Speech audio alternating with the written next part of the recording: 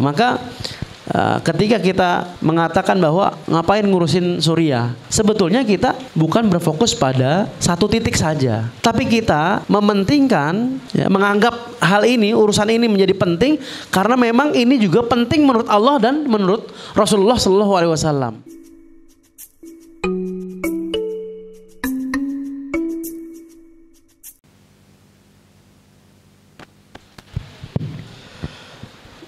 Bismillahirrahmanirrahim. Assalamualaikum warahmatullahi wabarakatuh. Innal hamdalillah nahmaduhu wa nasta'inuhu wa nastaghfiruhu wa nastahdihi wa natubu ilaih. Wa na'udzu billahi min syururi anfusina wa min sayyiati a'malina. May yahdihillahu fala mudilla lahu wa may yudlil fala hadiyalah. Asyhadu an la ilaha illallah wahdahu la syarikalah wa asyhadu anna Muhammadan abduhu wa rasuluh la nabiyya ba'da. Amma ba'd. Yang sama-sama kita cintai, kita hormati Ustadz Fakhrul Razi, guru kita semuanya. Alhamdulillah kemarin baru melihat di flyer, sekarang berjumpa. Semoga Allah senantiasa memberikan beliau kekuatan, kesehatan, panjang usia dalam keberkahan. Amin ya rabbal alamin. Ikhwani wa akhwati fillah, sahabat-sahabat di teras dakwah. Yang pertama, mari kita panjatkan puji syukur kepada Allah atas segala nikmat iman, Islam, ketenangan, kenyamanan, ketentraman, sehingga kita sama-sama bisa hadir di tempat yang mudah-mudahan penuh berkah ini. Kita sampaikan puji syukur dengan mengucapkan alhamdulillahirabbil alamin. Kita sampaikan salawat dan salam kepada Nabi Muhammad beserta keluarga, sahabat dan para pengikutnya hingga akhir zaman dengan mengucapkan lafaz Allahumma sholli ala Muhammad wa ala ali Muhammad. Setelah sekian lama mendengar teras dakwah, akhirnya nyampe juga di sini. Ini satu kesyukuran bisa sampai di markas dakwah ya. Namanya teras. Keren. Dan tadi dapat informasi dari Mas Afif bahwa ini juga merupakan rangkaian milad ya. Milad 6 tahunnya teras dakwah yang bertepatan dengan tanggal 22 Februari insyaallah. Mudah-mudahan Allah Subhanahu wa taala senantiasa memberikan sahabat-sahabat, pengurus, support dan semua guru-guru di teras dakwah ini keberkahan, kemudian keistiqomahan sehingga dapat menjadi komunitas yang bermanfaat untuk umat. Anfa'uhum linnas, lebih bermanfaat, lebih baik insyaallah. Tagline-nya bergerak bersama, manfaat semua insyaallah. Baik, ikhwani wa akhwati fillah, pada kesempatan yang berbahagia ini, izinkan saya mewakili teman-teman, sahabat-sahabat di Sahabat Al-Aqsa untuk menyampaikan amanah laporan safar.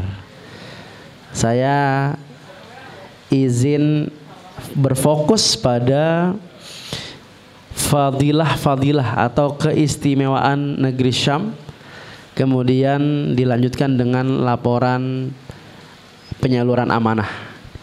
Baik. Bismillahirrahmanirrahim. Agar lebih dekat, maka saya mau ta'aruf dulu sedikit. Nama saya Ardi. Kegiatan sehari-hari guru ngaji. Nah, ini bukan basa-basi. Memang betul guru ngaji. Saya asli Tanjung Priok. Di Tanjung Priok kita buka rumah Quran, Ustaz. Ngajarin alif-alifan, anak-anak belajar alif, ba, ta, tha, dan seterusnya sampai huruf ya. Yang penting benar ngucapinnya, makhrajnya benar, sifatnya benar. Guru ngaji.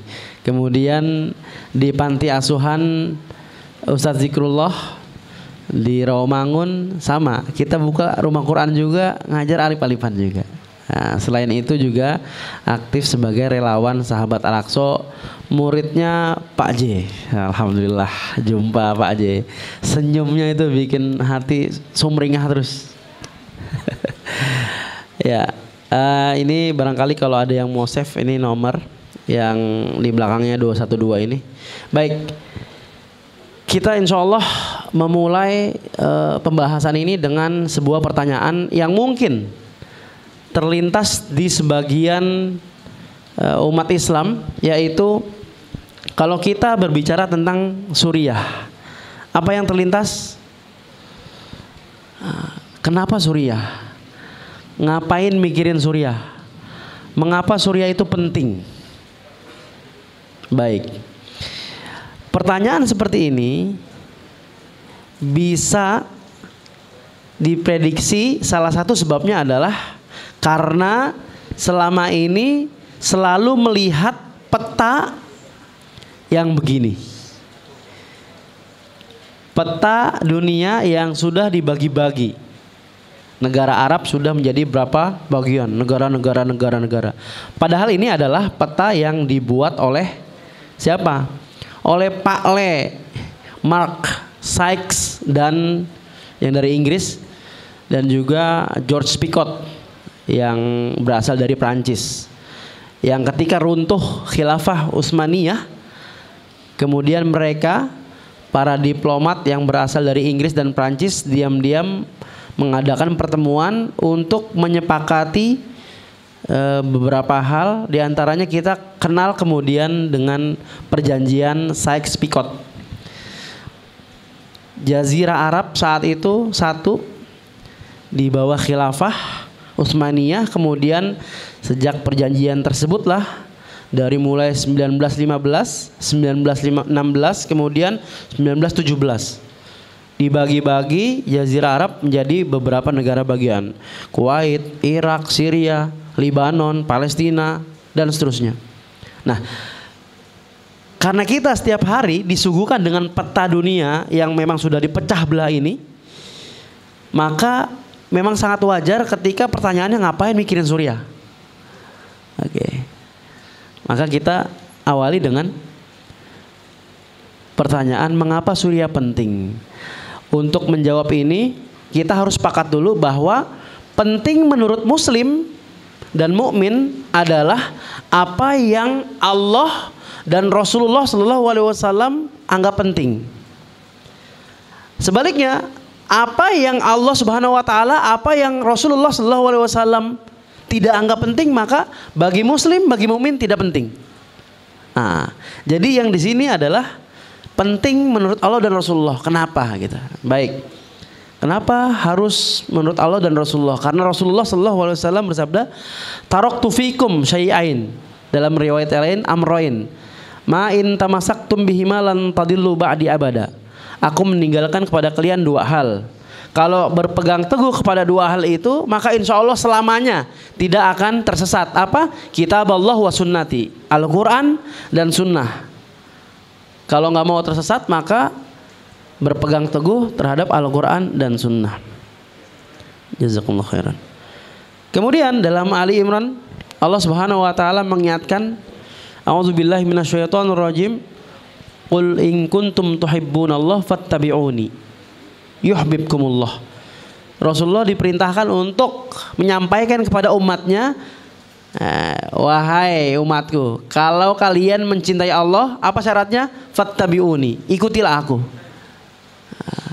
Kembali ditakkid, ditegaskan dalam surat Al-Hasyr ayat ke-7. A'udzubillahi minasyaitonirrajim.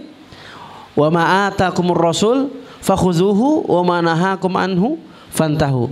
Apa yang datang dari Rasulullah, ambil, terima. Sami'na wa ata'na, itu prinsip mukmin muslim. Begitu datang dari Allah, dari Rasulullah, dari Al-Quran, dari Sunnah, sami'na wa ata'na. Tapi sayangnya saat ini banyak kita saksikan ketika dengar ada ayat Al-Quran, ketika dengar ada hadis Rasulullah SAW, yang disebut, yang dijalankan adalah sami'na wa pikir-pikir dulu. Kalau sesuai selera dijalanin, kalau nggak sesuai selera maka tar dulu. Nah begitu. Padahal sudah dipertegas. Apa yang dilarang Rasulullah maka jauhi, hindari. Nah, kita mau mengkaitkan dengan pertanyaan yang tadi. Mengapa suriah penting? Apa kata Allah, apa kata Rasulullah tentang suriah? Nah, versi sekarang suriah, tapi dulu apa? Untuk menjawab pertanyaan mengapa suriah penting, kita harus terlebih dahulu mengetahui beberapa istilah dalam Islam. Yang pertama adalah Asyam atau Biladus Syam. Artinya negeri Syam. Negeri Syam. Kita mungkin sering mendengar, bahkan ada mungkin tetangga kita yang namanya Syam. Kalau dengar negeri Syam, Biladus Syam, wah itu tetangga saya tuh, si Syam tuh.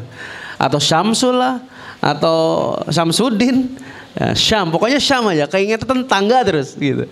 Nah, kita mau melihat bahwa dulu sahabat Al-Jalil Hudzaifah ibnul Yaman dan Mu'adz bin Jabal nanya, ini kalau Rasulullah wafat kan kita perlu bimbingan. Kira-kira next time kita lebih baik tinggal di mana? Kan selama ini di Mekah, Madinah, atau ada beberapa yang diutus gitu.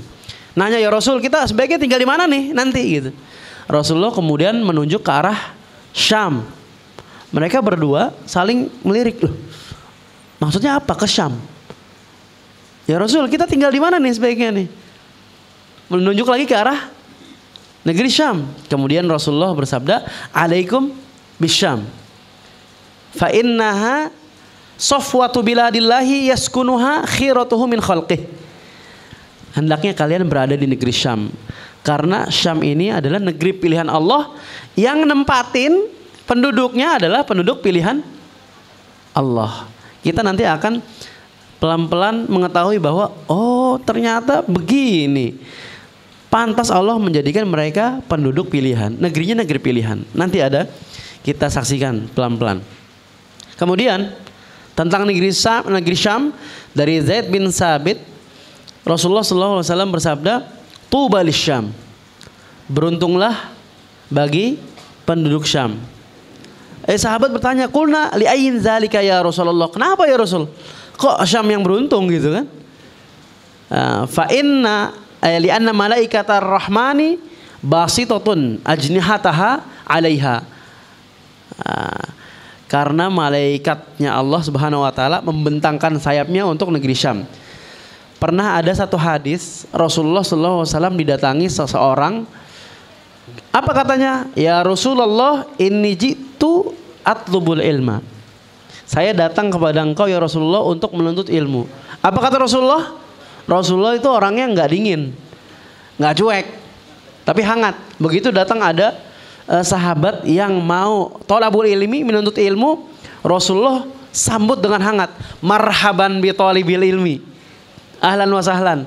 Maka andai Rasulullah saat ini ada di tengah-tengah kita, maka insya Allah semuanya akan disambut oleh Rasulullah dengan apa? Marhaban bi thalibil ilmi. Selamat datang, welcome wahai penuntut ilmu. Inna thalibal ilmi tahuffuhul malaikah bi ajnihatiha. Tsumma yarkab ba'duhum ba'da ila sama'id dunya. Kata Rasulullah, sesungguhnya thalibul ilmi, penuntut ilmu, dinaungi malaikat, kemudian mereka bertumpuk-tumpuk, saling berebutan untuk menaunginya sampai langit. Kenapa? Min mahabbatihim lima yatlub. Karena kecintaan para malaikat kepada apa yang kita cari. Apa yang kita cari? Ilmu. Gitu. Kita, Mas, Mbak, untuk dinaungi malaikat itu ada momen-momen tertentu, yaitu diantaranya ketika sedang thalabul ilmu. Thalabul ilmi baru kita kemudian dinaungi malaikat. Tapi negeri Syam, kata Rasulullah, penduduknya, negeri Syamnya dinaungi atau malaikat membentangkan sayap untuk mereka. Gitu. Bukan dalam kondisi-kondisi tertentu, tapi negerinya dan penduduknya. Kemudian hadis selanjutnya dari Abu Dzar Al-Ghifari radhiyallahu anhu, Rasulullah sallallahu alaihi wasallam bersabda, Asyam ardul mahsyar wal mansyar. Ini sering dibahas pada kajian akhir zaman. Mungkin nanti bisa diperdalam oleh Ustadz Fahrozi, atau mungkin kajian rutin Ustadz. ardul mahsyar wal mansyar. Nanti kita akan dikumpulkan. Kapan? Sebelum kiamat, di akhir zaman. Menurut Imam An-Nawawi dalam syarah Sahih Muslim, nanti kita dikumpulkan sebelum kiamat, sebelum ditiupkan sangkakala. Kemana? Dikumpulkannya ke negeri Syam. Ya, ini juga dikuatkan oleh pendapatnya Imam Al-Qurtubi dalam tafsir beliau.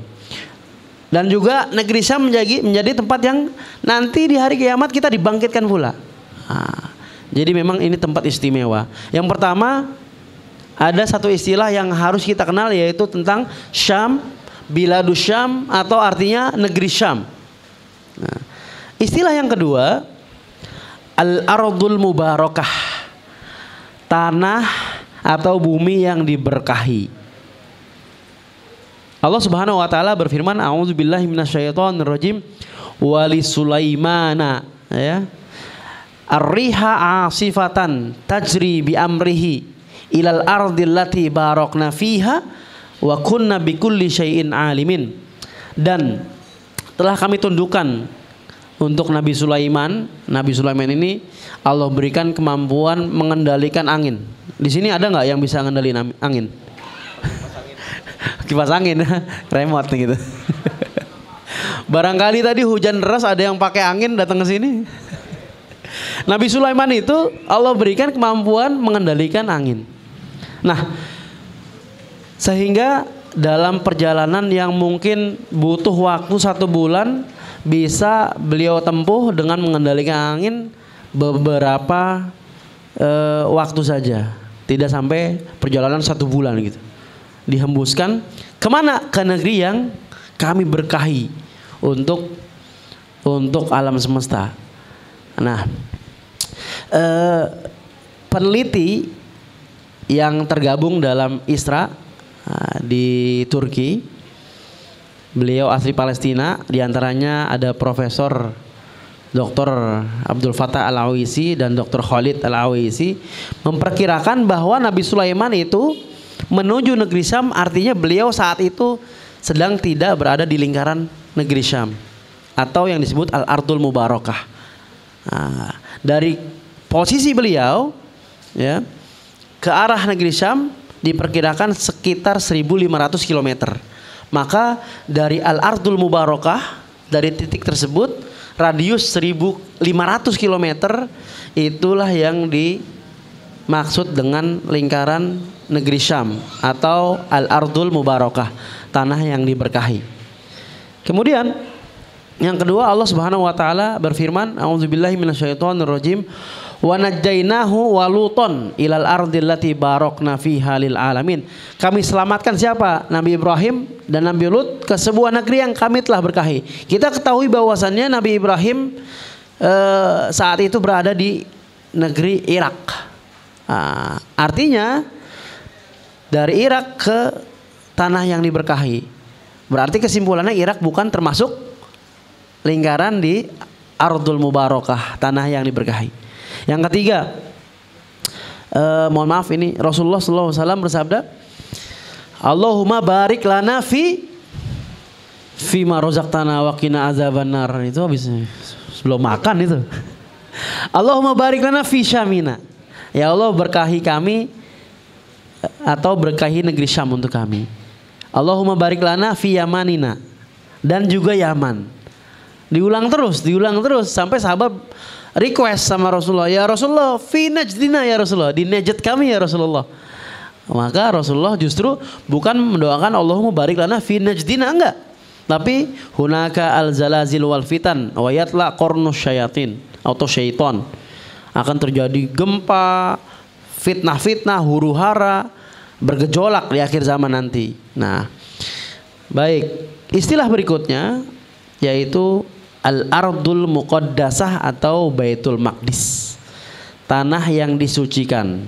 Yang pertama negeri Syam, Biladus Syam. Yang kedua Al-Ardul Mubarakah, tanah yang diberkahi. Yang ketiga tanah yang disucikan. Allah Subhanahu wa taala berfirman, a'udzubillahi minasyaitonirrajim, ya qaumi dukhulul ardul muqaddasata allati kataballahu lakum hai kaumku, ini Nabi Musa, masuklah ke tanah suci yang disucikan, yang telah ditentukan Allah bagimu. Yang kedua, ayat yang sering kita dengar dalam surat Al-Isra ayat pertama, a'udzubillahi minasyaitonirrajim, subhanallazi asra bi abdihi, ya, lailan minal masjidil haram ilal masjidil aqsa allazi barakna haulahu. Loh, artinya begini, Maha Suci Allah yang telah memperjalankan hambanya Rasulullah Muhammad sallallahu alaihi wasallam pada malam hari dari Masjidil Haram ke Masjidil Aqsa yang kami berkahi sekelilingnya. Ini kan pembahasannya Al-Ardul Muqaddasah, yang disucikan. Kalimatnya atau katanya yang disebut Muqaddasah. Kenapa balik lagi ke barakna haulahu? Menurut sebagian ulama tafsir, Muqaddasah atau qaddasa yuqaddisu juga memiliki makna barokah. Jadi al-muqaddasah juga bermakna al-mubarakah, al-mubarakah juga bisa bermakna al-muqaddasah. Nah, pada akhirnya Masjidil Aqsa disebutkan secara spesifik oleh Allah Subhanahu wa taala, maka kesimpulan para peneliti tentang kajian negeri Syam, Baitul Maqdis dan Masjidil Aqsa menyimpulkan bahwa pusat dari tanah muqaddas itu adalah Masjidil Aqsa. Ini makanya ketika kita membahas tentang Suriah, negeri Syam, Al-Ardul Mubarakah, tidak akan terlepas dari pembahasan tentang Masjidil Aqsa. Makanya kita selalu menggaungkan hashtag sampai Masjidil Aqsa merdeka. Apapun gerakan kita. Kenapa? Karena pusat tanah muqaddas adalah Masjidil Aqsa. Titik keberkahan tersebut. Nah, ini yang tadi kita bahas. Lingkaran yang termasuk negeri Syam, Biladus Syam. Kita bisa lihat bahwa ada lingkaran merah, ada lingkaran hijau. Lingkaran merah ini masuk dalam istilah Asyam, Biladus Syam atau negeri Syam, dan juga Al-Mubarakah. Titik utamanya, pusatnya Al-Muqaddasah itu berada di yang tengah, yang berwarna hijau. Tulisannya Ailia. Dulu juga disebut dengan Ailia. Baitul Maqdis, Masjidil Aqsa. Di situ titiknya. Makanya kita dapat menyimpulkan bahwa yang dimaksud Suriah, ya, versi Rasulullah sallallahu alaihi wasallam, versi Allah Subhanahu wa taala, bukanlah Suriah yang kita ketahui pada zaman sekarang yang sudah terpecah-pecah itu. Hanya parsial sifatnya. Tapi kita dari dalil-dalil yang kita sebutkan tadi, akhirnya kita bisa menjawab mengapa Suriah penting. Karena apa? Karena Suriah merupakan part of negeri Syam, Biladis Syam, Al-Ardul Mubarakah, Al-Ardul Muqaddasah, Baitul Maqdis. Ini kalau kita lihat zaman sekarang kan berarti nampak ada Damaskus. Sebelah kirinya ada Beirut. Damaskus di mana? Di Suriah. Homs di mana? Di Suriah. Yang kiri sedikit ada Beirut. Di mana Beirut? Hah? Libanon. Libanon. Buku itu banyak cetakan Beirut. Kemudian di bawahnya Ailia ada Palestina, ya. Palestina. Kemudian ada Amman sebelahnya. Amman di mana? Jordania. Memang secara mayoritas yang secara hampir utuh masuk semuanya dalam negeri Syam adalah 4 negara, yaitu Palestina, Suriah, Lebanon, dan Jordania. Tapi tidak semuanya juga keseluruhan Suriah itu masuk dalam negeri Syam menurut hasil penelitian ISRA. Ada diantaranya Aleppo. Aleppo tidak masuk dalam lingkaran negeri Syam. Nah, justru di atas kita lihat ada Siprus, sebagian Yunani. Siprus masuk lingkaran negeri Syam. Kita geser ke bawah, ada Sinai, Gunung Sinai. Sebagian Gunung Sinai yaitu di Mesir. Itu juga masuk dalam lingkaran negeri Syam. Di bawahnya ada Tabuk. Tabuk di mana? Saudi. Ujungnya masuk lingkaran negeri Syam. Nah, maka ketika kita mengatakan bahwa ngapain ngurusin Suriah, sebetulnya kita bukan berfokus pada satu titik saja, tapi kita mementingkan, ya, menganggap hal ini, urusan ini menjadi penting karena memang ini juga penting menurut Allah dan menurut Rasulullah SAW. Disebutkan di berbagai ayat dalam Al-Quran, disebutkan di banyak hadis Rasulullah SAW dalam sabda-sabda beliau. Bagaimana kondisinya sekarang? Pusat Tanah Muqaddas, Masjid Aqsa saat ini masih dalam kondisi terjajah, dihinakan, diinjak tanpa melepas sepatu-sepatu mereka. Zionis, tentara-tentaranya masuk dengan anjing-anjing mereka yang tidak bisa, tentunya kita tidak dapat memastikan ini bersih apa enggak sepatunya, nah gitu. Nah, kalau pusat keberkahan, pusat Tanah Muqaddas dalam kondisi terhina, maka masjid-masjid yang lain juga pun kurang lebih berkondisi seperti itu. Enggak, kata siapa? Masjid saya juga aman kok. Masjid saya santai-santai aja kok. Masih bisa sholat jamaah tenang. Iya. Tapi coba kita flashback sedikit. Pernah ada kejadian pembantaian di Masjid New Zealand, benar? Geser ke sini lagi sedikit, di Jakarta Selatan ada masjid yang dicoret-coret, maaf, bentuk alat kemaluan. Ingat? Geser ke sini lagi sedikit, ada ibu-ibu bawa anjing ke dalam masjid. Ingat? Kurang lebih seperti itu. Nah, ini mengingatkan kita pada satu hadis Rasulullah SAW dalam riwayat At-Tirmizi, yang mana beliau sallallahu alaihi wasallam bersabda, idza fasada ahlus Syam fala khairu fikum. Kalau penduduk negeri Syam ya dalam kondisi rusak, bergejolak, maka tidak ada kebaikan bagi kalian. Bagaimana kondisi negeri Syam saat ini, khususnya dalam Suriah? Bergejolak, dijajah oleh rezimnya sendiri. Maka kita lihat di sini ada Palestina, ada Yaman, ada Myanmar, Muslim Rohingya, ada Turkistan Asyarqiyah, Turkistan Timur yang saat ini dirubah menjadi namanya Xinjiang, Muslim Uighur, Irak, Afghanistan, Libya, Mesir, dan negara-negara lainnya bergejolak. Karena apa? Karena negeri Syam sedang bergejolak. Nah, itulah kita bisa menyimpulkan bahwa negeri Syam adalah parameter dunia ini. Ini detailnya. Kondisi di Suriah hanya sampai 2019. Kenapa? Di Suriah ini pembantaian, pembunuhannya ini tidak pandang bulu. Sangat sadis. Sehingga kalau ada yang ketahuan mendata detail, meliput detail, maka bisa dihilangkan, membusuk mayatnya, bisa ditangkap, bisa dipenjara dan seterusnya. Maka ini data yang valid sampai 2019.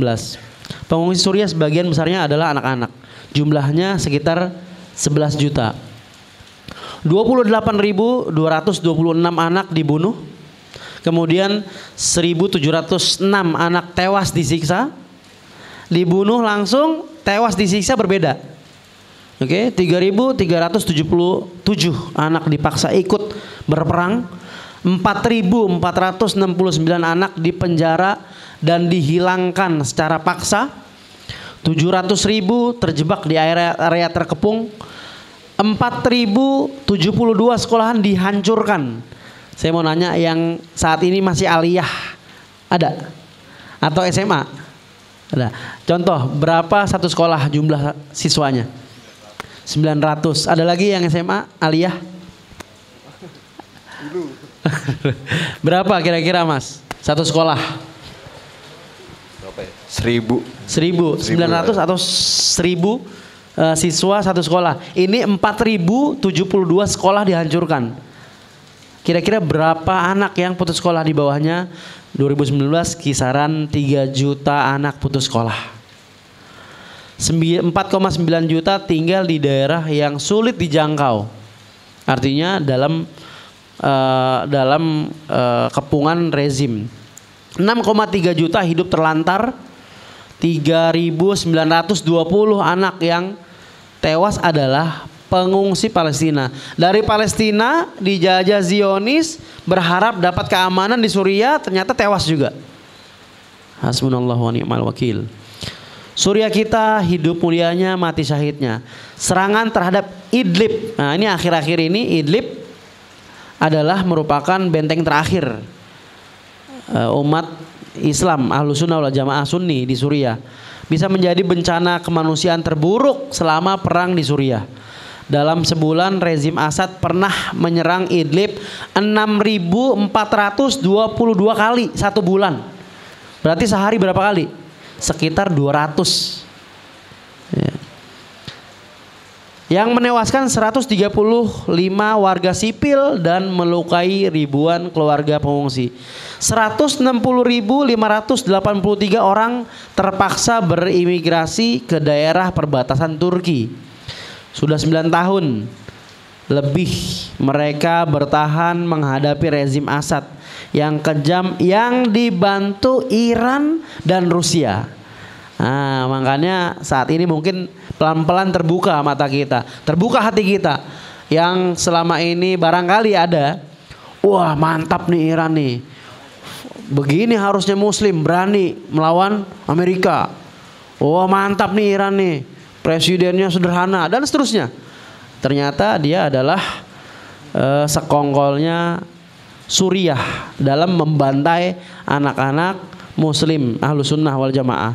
Hari-hari ini provinsi Idlib, salah satu pertahanan terakhir, sedang dihujani bom-bom yang membakar. Di sana di Idlib ada 150 anak yatim kita, 2 unit ambulan, sebuah klinik mata yang merupakan korban-korban perang di Suriah itu. Kita buatkan klinik mata palsu sehingga mereka ketika bergaul, berjalan di masyarakat tidak malu ya, tidak minder karena matanya hilang gitu. Kita buatkan klinik mata. Kemudian juga di sana ada masjid yang sedang kita bangun. Nah, selanjutnya ini khusus Rusia saja. Selama 4 tahun dari 2015 karena di tahun 2015 itu rezim Suriah merasa keteteran bahwa para pejuang-pejuang di Suriah mulai solid melakukan perlawanan sehingga merasa keteteran, kemudian minta bantuan kepada Rusia. Dari 2015 sampai sekarang bagaimana kejahatan Rusia? Di atas kita lihat 335 pembantaian massal yang juga didukung oleh Rusia. 6.686 warga dibunuh termasuk 1.928 anak-anak dan 808 wanita. Ribuan lainnya belum diketahui identitasnya. 3.300.000 pengungsi sampai sekarang berjalan terus karena sudah 2 bulan terus terjadi penyerangan, pengepungan, pembantaian, pengeboman dan seterusnya. Bangunan hancur, 201 gedung sekolah, kemudian 100, ini hanya Rusia saja ya, kalau yang tadi keseluruhan 190 fasilitas kesehatan, 56 pasar. Nah ini Rusia bekerja sama mendukung Suriah untuk membantai Sunni di sana. Ada ungkapan yang menarik dari Salman Al-Farisi, sahabat Rasulullah SAW. Innal ardo la yuqaddisu ahadan wa innama yuqaddisul insan amaluh. Sesungguhnya tanah suci, kita telah mengetahui bahwa negeri Syam, Palestina, Jordania dan seterusnya itu berada dalam lingkaran negeri yang diberkahi, tanah yang disucikan Allah Subhanahu wa taala dan Rasulnya. Tapi itu tidak berpengaruh apa-apa terhadap diri kita. Kalau hanya kita mengetahui, oh ini tanah suci, oh ini tanah diberkahi, terus so what gitu. Kata Salman Al-Farisi, yang mensucikan kita adalah amal perbuatan kita.